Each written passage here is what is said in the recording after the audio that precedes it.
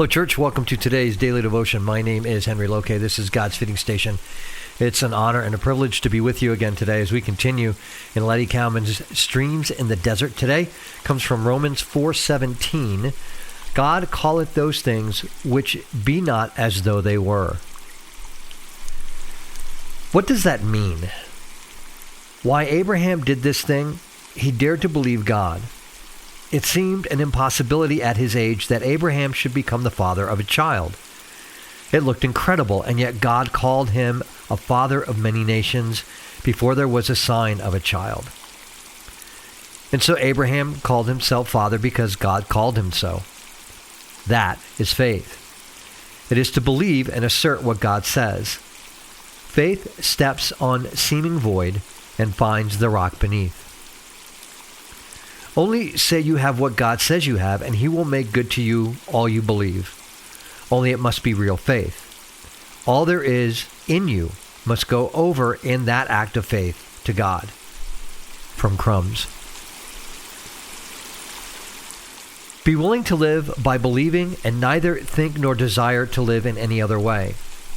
Be willing to see every outward light extinguished, to see the eclipse of every star in the blue heavens, leaving nothing but darkness and perils around, if God will only leave in thy soul the inner radiance, the pure, bright lamp which faith has kindled. Thomas C. Upham. The moment has come when you must get off the perch of distrust, out of the nest of seeming safety, and onto the wings of faith. Just such a time as comes to the bird when it must begin to try the air. It may seem as though you must drop to the earth, so it may seem to the fledgling. It, too, may feel very like falling, but it does not fall. Its pinions give it support, or, if they fail, the parent bird sweeps under and bears it up upon its wings. Even so will God bear you. Only trust him. Thou shalt be holden up. Well, but, you say, am I to cast myself upon nothing? That is what the bird seems to have to do. But we know the air is there, and the air is not so unsubstantial as it seems.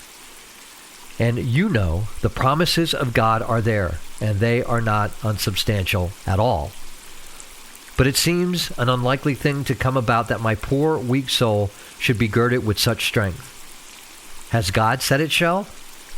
That my tempted, yielding nature shall be victor in the strife. Has God said it shall? That my timorous, trembling heart shall find peace. Has God said it shall? For, if he has, you surely do not mean to give him the lie. Hath he spoken, and shall he not do it? If you have gotten a word, a sure word of promise, take it implicitly, trust it absolutely. And this sure word you have, nay, you have more. You have him who speaks the word confidently. Yea, I say unto you, trust him. J.B. Figgis. Amen. Have a great rest of your day. Lord willing, we'll chat tomorrow. Take care. Bye-bye.